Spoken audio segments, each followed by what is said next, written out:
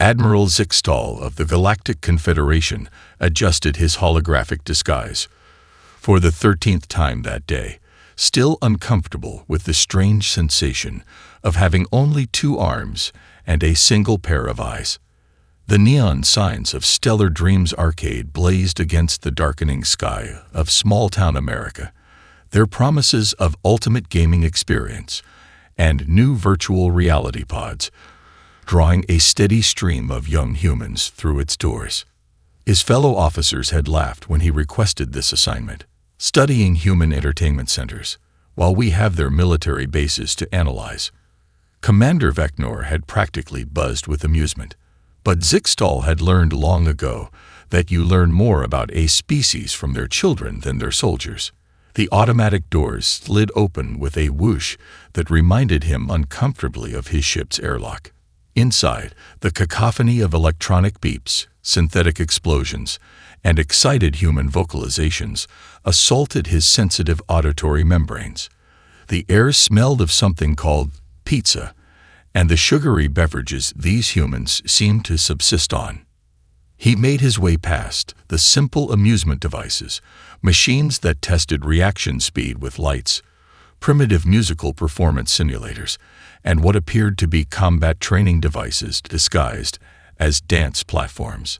But his destination lay at the back of the establishment, where a crowd had gathered around the newest installation.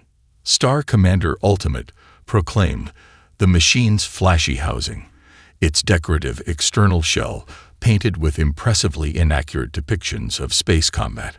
The simulation pod itself was a crude thing by Confederation standards, a molded plastic seat with basic motion feedback, surrounded by a curved screen that offered a modest 180-degree field of view. What drew his attention wasn't the machine, but the small human operating it. She couldn't have been more than 12 standard solar cycles old. Her red hair was pulled back in what his research identified as a ponytail, though it had begun to escape its restraint during her vigorous gaming session. Her face bore an expression of intense concentration mixed with what his species recognition software tagged as enjoyment. "Emily's gonna break the record," someone in the crowd shouted, and the Admiral's interest peaked. The display above the pod showed the player's name, Emily Anderson, and a score that was rapidly climbing. His cybernetic eye enhancements zoomed in on the game display, and he felt his secondary heart skip a beat. The simulation she was running wasn't just any space combat scenario. It was an almost perfect recreation of the Bataille de l'Étoile Morte, one of the most classified Confederation military engagements of the last century. Yet this human child was navigating it like it was a simple entertainment exercise. Her fingers danced across the controls as she executed a series of maneuvers that should have been impossible given the laws of physics. Except they weren't. They were advanced quantum slipstream techniques that most Confederation pilots needed years to master. Boom! Did you see that? Emily cheered as she pulled off a particularly complex maneuver, one that the Admiral recognized as a theoretical combat pattern that had never been successfully executed in real combat. If you bounce off the asteroid's gravity well just right, you can get behind the enemy formation every time. The Admiral's translator nearly crashed trying to process the casual way she had just described a fourth-dimensional space-time navigation technique. The other children watching just cheered, some making notes on their personal electronic devices about how to replicate her cool move. As the stage's final boss appeared, a perfect digital recreation of a Confederation dreadnought that should have been completely classified, Emily actually grinned. "Oh, this guy's easy once you figure out the pattern," she said, reaching for her sugary beverage with one hand while still piloting with the other. "Watch this." Admiral Zixtal did watch, and what he saw would change the course of galactic military history forever. He just didn't know it yet. 3 weeks into his observation, Admiral Zixtal had established what the humans would call a routine. Every day after something called middle school, Emily Anderson would arrive at the arcade. her backpack heavy with homework, a curious system of knowledge reinforcement that she would complete between gaming sessions. Today, she had claimed her usual spot in the Star Commander pod, a half-eaten slice of pepperoni pizza balanced precariously on the console's cup holder. A modification she had made herself using what she called duct tape engineering. The Admiral's fingers twitched every time he saw how close the greasy food was to the controls, but she had yet to soil any of the equipment. "Okay, Tawny," she said to her younger brother, who watched with wide-eyed admiration. "See how these level 8 destroyers always form up in a tesseract pattern. The game thinks it's unbeatable because of the 4-dimensional shield overlap." The Admiral nearly dropped his disguise device. The tesseract defense formation was one of the Confederation's most advanced tactical configurations, yet here was a human child, casually breaking it down for entertainment. "But look what happens when you do this," Emily continued, her fingers dancing across the controls. Her small fighter craft began weaving through the enemy formation in a pattern that made the Admiral's digestive system lurch. She was flying through gaps that shouldn't exist, using the complex interplay of gravitational forces to slide between shield harmonics that were supposed to be impenetrable. "If you time your shots just right," she said, pausing to take a bite of pizza, "you can actually use their own shield frequency to amplify your weapon power. It's like getting a free damage boost." Tawny scribbled notes on his tablet, while the Admiral frantically updated his report. The girl had just casually discovered a fatal flaw in the Confederation's premier defense formation, all while eating a processed food item and explaining basic algebra to her brother.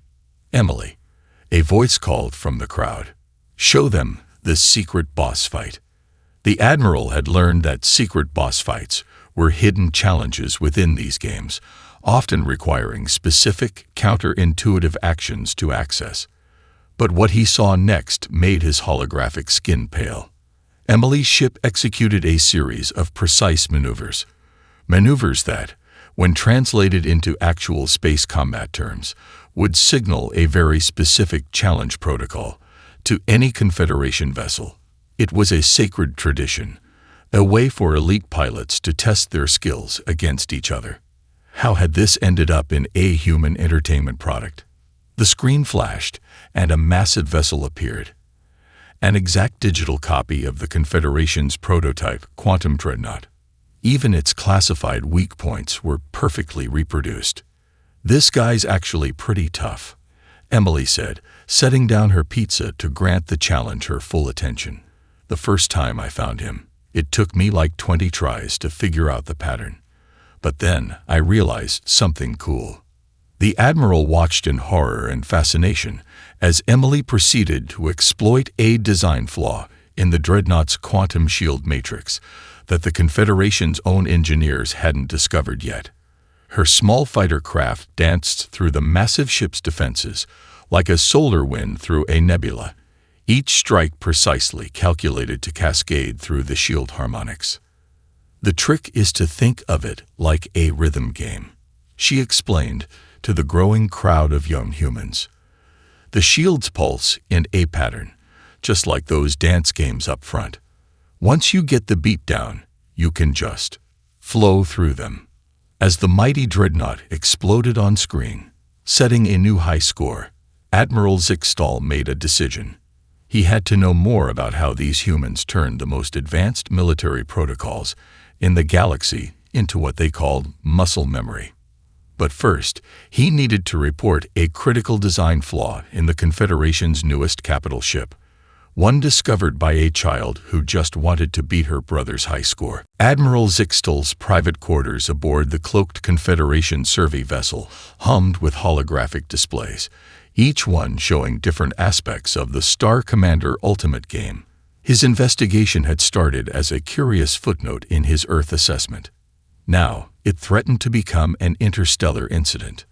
"Computer, compare combat sequence 2 to 47 alpha from the human game with historical archive. Battle of the Crimson Nebula," he commanded, his 4 eyes fixed on the rotating displays. The images merge, showing the exact same ship formations, the same energy signatures, even the same shield harmonics. This wasn't just a leak. Someone had taken actual combat footage from the Confederation's most classified engagements and turned them into entertainment for human children. But that wasn't what kept the Admiral awake during his rest cycle. He pulled up another recording, this one from today's observation. Emily Anderson was explaining to a group of friends how to sequence break level 9. See, if you boost through this debris field at just the right angle, she said between sips of her Mountain Dew. The game's physics engine kind of freaks out. You can skip the whole escort mission and go straight to the carrier battle. The Admiral overlaid her flight path with the actual laws of quantum physics. What the children dismissed as a game bug was actually a theoretical quantum tunneling maneuver that the Confederation's best scientists had deemed impossible. Yet here was a human child, not only proving it could work, but teaching others how to replicate it. They think they're finding exploits in a game engine. He muttered to himself, a habit he'd picked up from observing humans. But they're actually breaking every rule of space combat we've established over 3 millennia. His communication terminal chimed. Commander Vector's hologram appeared, looking more agitated than usual. Admiral, the High Command is demanding an update on your gaming research. The last 2 words carried enough disdain to power a small fusion reactor. Tell them it's worse than we thought, Zixtal replied, pulling up another clip. Watch this group of humans. They call themselves speedrunners. The footage showed a tournament from last weekend. 6 humans, none over 15 Earth years, were competing to complete the game's campaign in the shortest time possible. What the commander saw made his bioluminescent spots flare in alarm. But that's there? He sputtered. Yes, Zixtal confirmed. They've optimized our most advanced combat doctrines into what they call time saves. That maneuver you just saw, it took our Fleet Academy's best pilot 3 years to master it. This human child learned it from a tutorial video and can execute it while talking about something called Pokemon. The Admiral pulled up his latest analysis. The real problem isn't the information leak. It's what these humans are doing with it. They're not bound by our preconceptions about what's possible in space combat. To them, it's all just puzzles to be solved, systems to be optimized, high scores to be beaten. He showed another clip of Emily, this time breaking down the shield frequencies of a Confederation dreadnought for her online followers. And they share everything they discover. They create what they call wikis and strategy guides, documenting every weakness, every tactical option we never considered because we were too focused on proper military doctrine. Commander Vector's hologram flickered as he processed the implications. How do we stop this? Stop it. Admiral Zixtal let out a sound that might have been a laugh. I'm proposing we study it. These humans, especially their young, have done more to revolutionize space combat in 6 months of playing games than our military think tanks have achieved in a century. And they're not even trying. They're just having fun. The commander's image dissolved, leaving the Admiral alone with his displays and a growing realization. The Confederation had spent millennia perfecting the art of space warfare, only to have its foundations casually deconstructed by human children who thought they were just playing a game. Emily Anderson stared at the sleek gaming pod with wide-eyed wonder. The testing facility, disguised as a Google gaming lab, made her local arcade look like ancient history. The pod's curved surface gleamed under the laboratory lights, its matte black finish interrupted only by pulsing blue lines that seemed to flow like living energy. "This is so cool," she whispered, running her hand along the pod's surface. "And you want me to test your new game?" Admiral Zixtal, still maintaining his human disguise as Dr. Alexander Gray, nodded professional. Your scores in Star Commander Ultimate made you the perfect candidate for our beta testing program. He carefully avoided mentioning that the pod was actually a Confederation Grade A combat training unit worth more than the combined GDP of several small nations. As Emily settled into the pilot's seat, she immediately started adjusting the controls.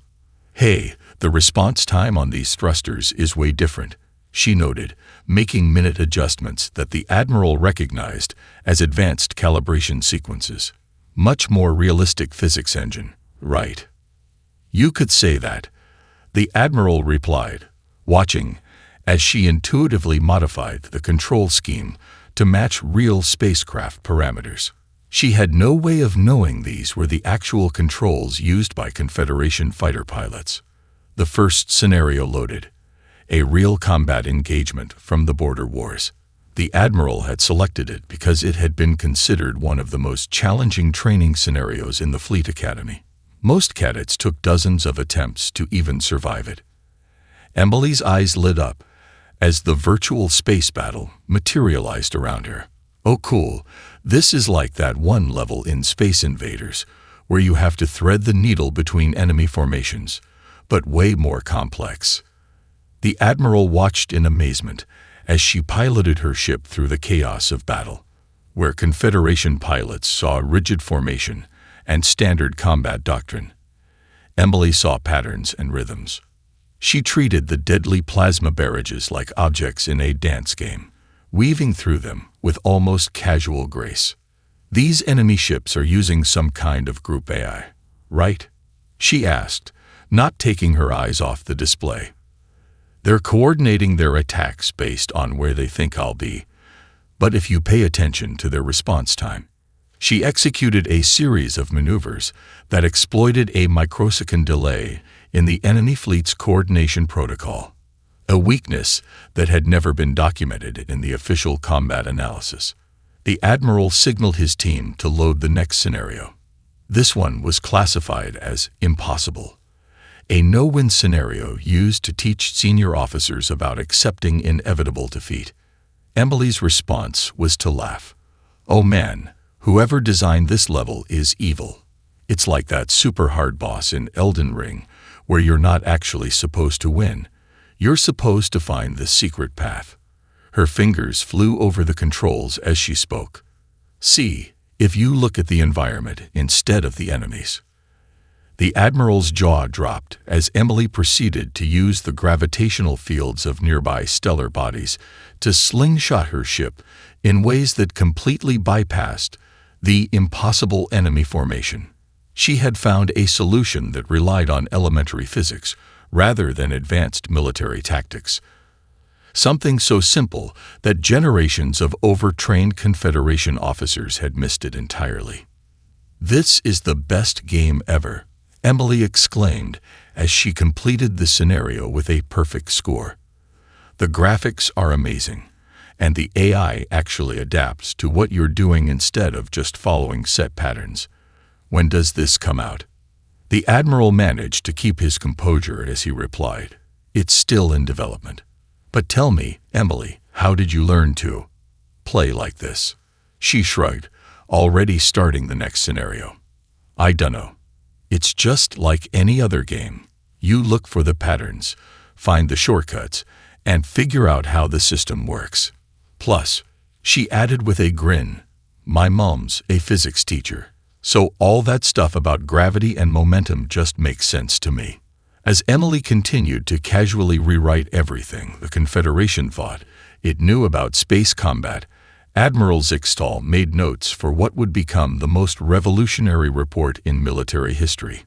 The future of galactic warfare was being shaped by a girl who just wanted to beat the high score. Red emergency lights flooded the testing chamber as klaxons blared through hidden speakers. Emily Anderson looked up from her game session, her face bathed in the crimson glow. "Wow, this is some really immersive atmosphere.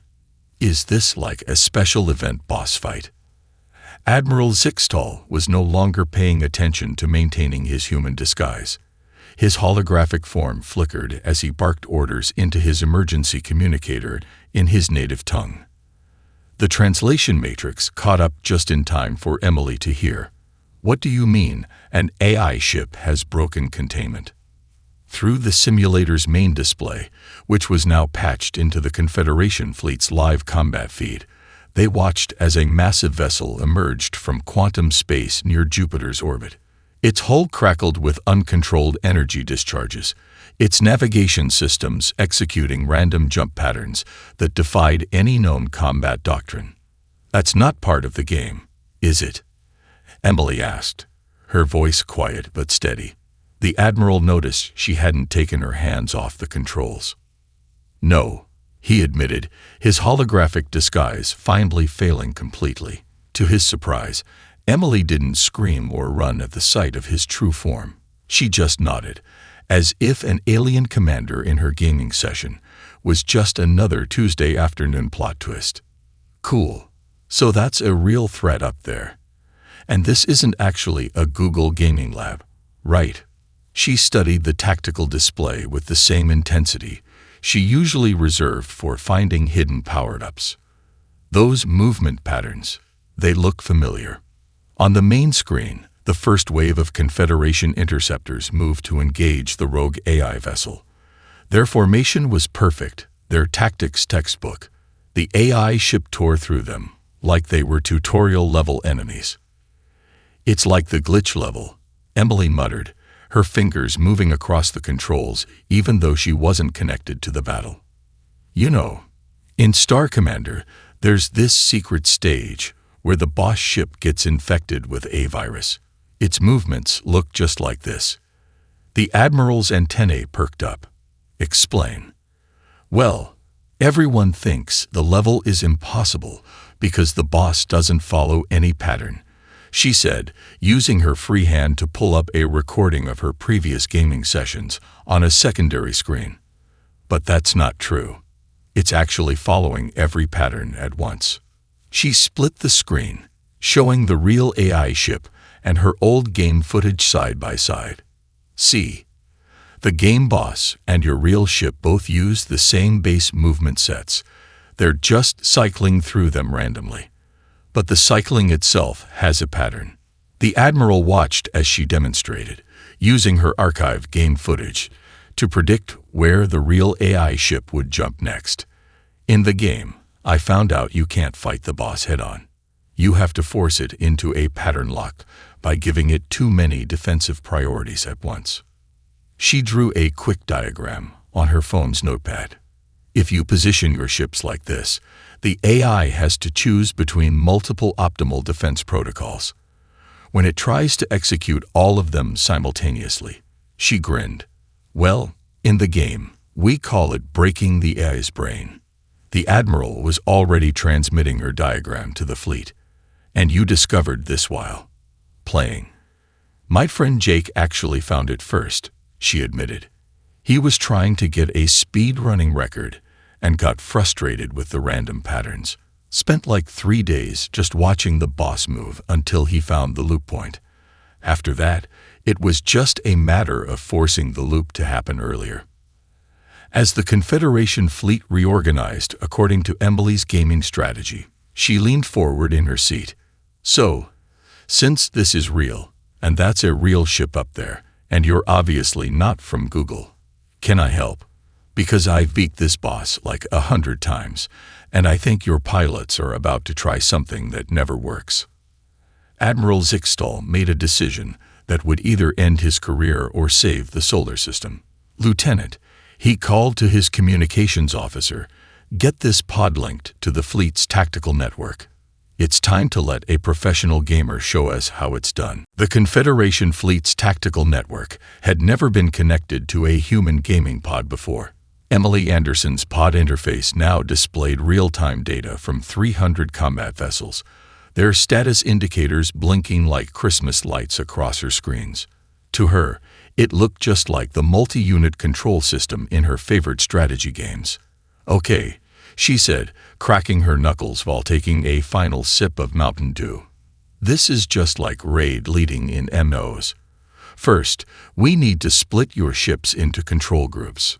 Admiral Zixtal watched in amazement as she quickly reorganized the entire fleet using gaming hotkeys she'd remapped to match her MO setup. The girl was commanding a battle fleet like she was managing a guild raid party. "Your faster ships go in Group 1. They're our DPS," she explained, using terms from her gaming experience. "Heavy cruisers in Group 2. They're tanks. Support ships in Group 3. They're our healers and utility. Trust me, this makes it way easier to coordinate." The rogue AI ship continued its erratic dance through space, its quantum drives leaving trails of disrupted space-time in its wake. 2 more Confederation squadrons had already been decimated trying to contain it. "Stop trying to chase it," Emily commanded, her voice carrying the same authority she used when teaching new players game mechanics.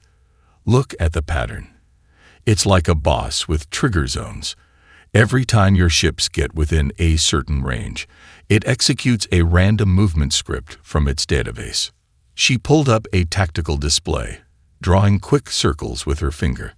"We need to set up what gamers call a sandwich play. See these gravitational peaks from Jupiter's moons? They're like arena obstacles. We can use them."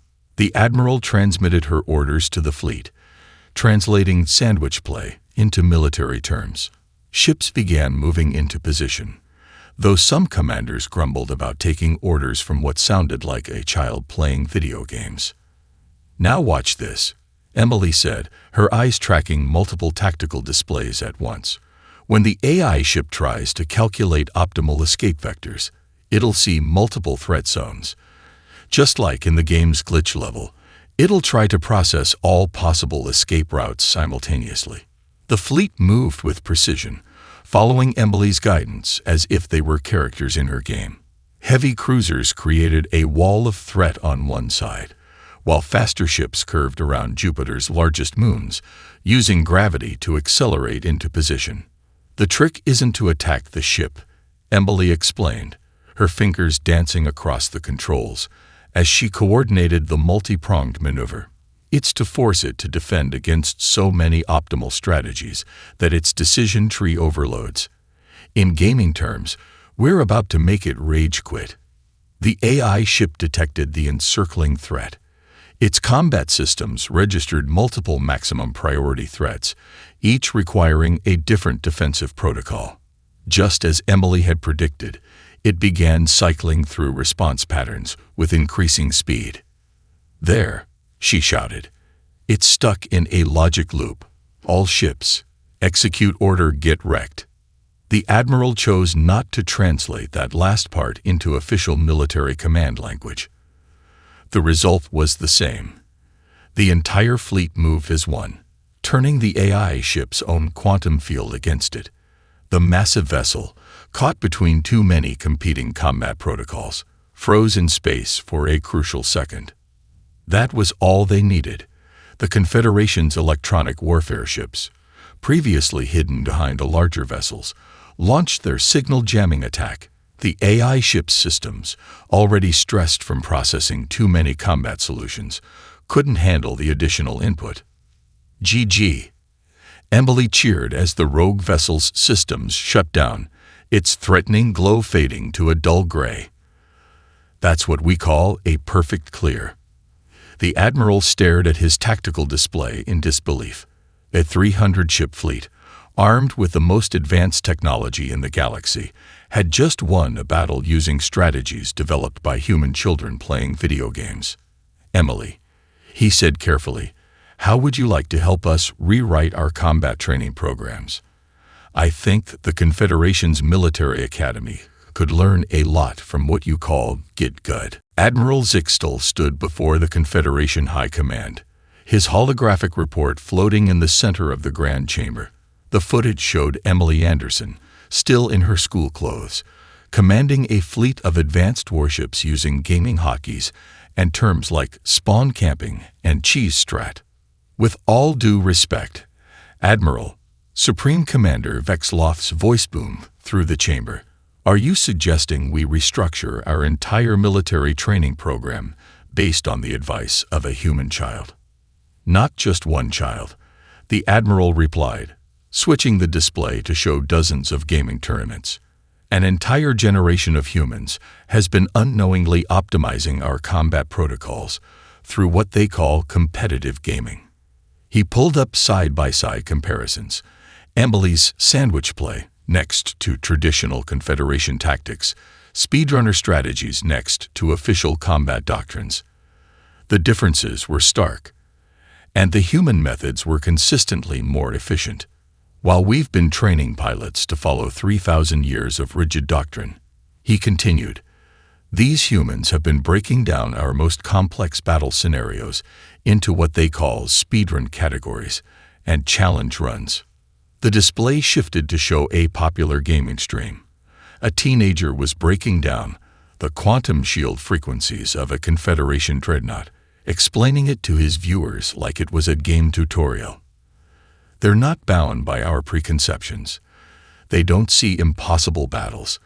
They see puzzles to be solved, systems to be optimized, high scores to be beaten. An uproar broke out among the senior commanders. This is absurd, one shouted. We cannot base our military future on children's games. Can't we? The Admiral cooed up his next exhibit. This is footage from our Academy's most advanced combat simulator. Our best cadet needed 3 years to master this scenario. The display split, showing Emily completing the same mission while explaining quantum physics homework to her brother. She beat it in under 5 minutes, using a technique she learned from something called sequence breaking. The chamber erupted in chaos. Some commanders demanded immediate cessation of all human gaming activities. Others were already calling for the implementation of Emily's strategies. A few simply sat in stunned silence, watching as their life's work was casually deconstructed by children who thought they were just having fun. There's more, the Admiral said, his voice cutting through the din.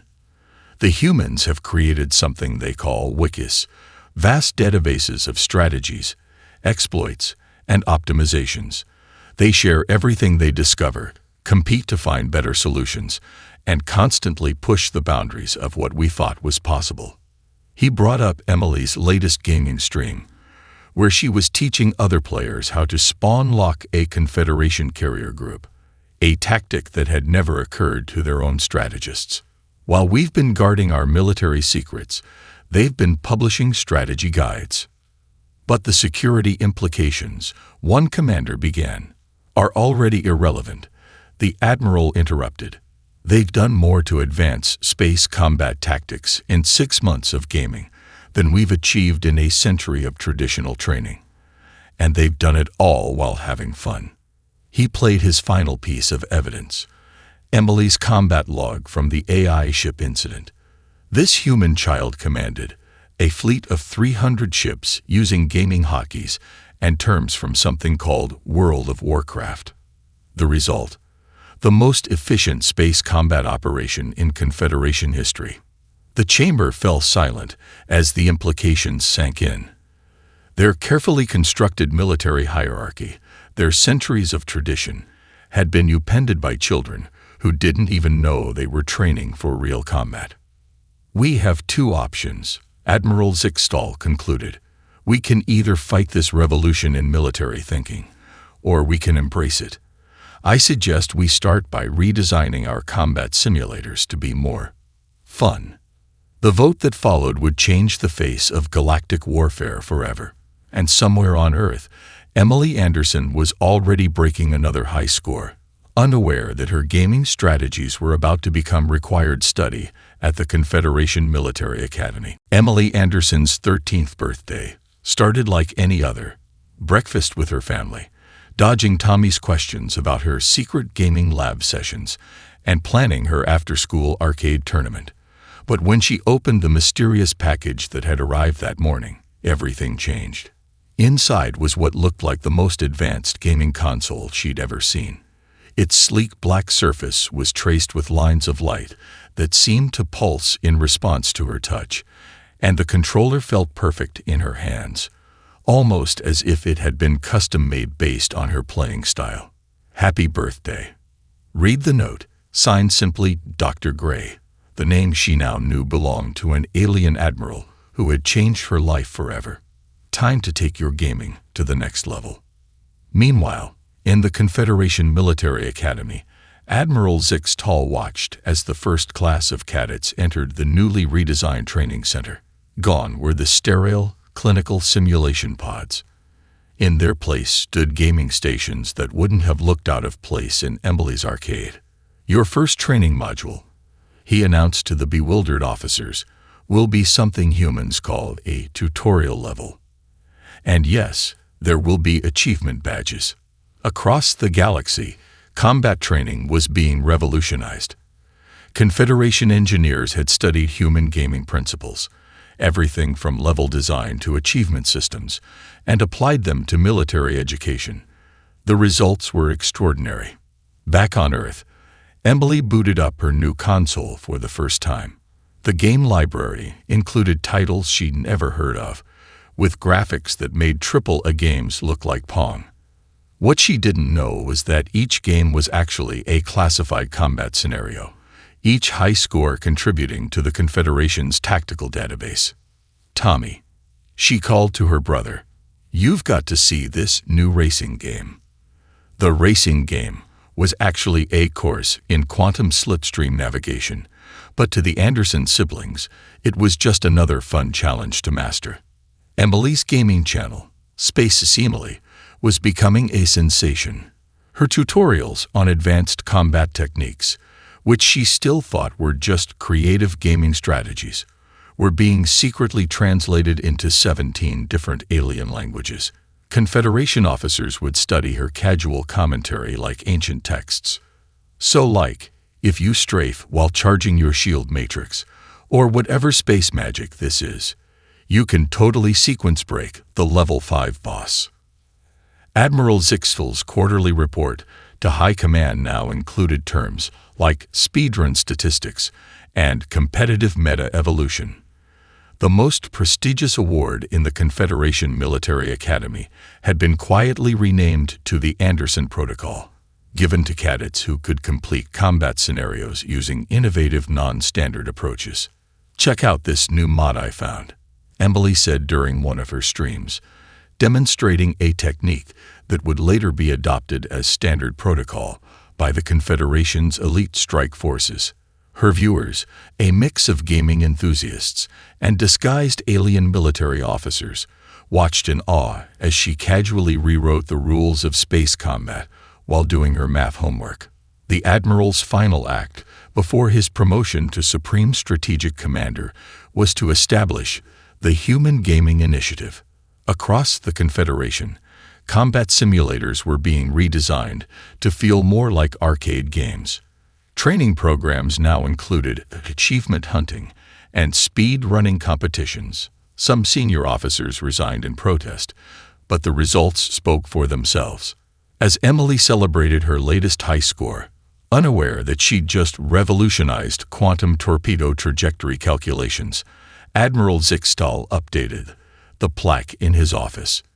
It now read, "The future of warfare was not found in our military academies, but in the joy of a child at play." And somewhere in the vast Confederation database, a new file was being created, Project Next Generation. Its goal, to find more gamers like Emily, who could show the galaxy that sometimes the most powerful military innovation isn't better technology or bigger ships, but simply a fresh perspective and the ability to have fun while solving the impossible. After all, as Emily would say, every impossible boss has a pattern. You just have to play until you find it.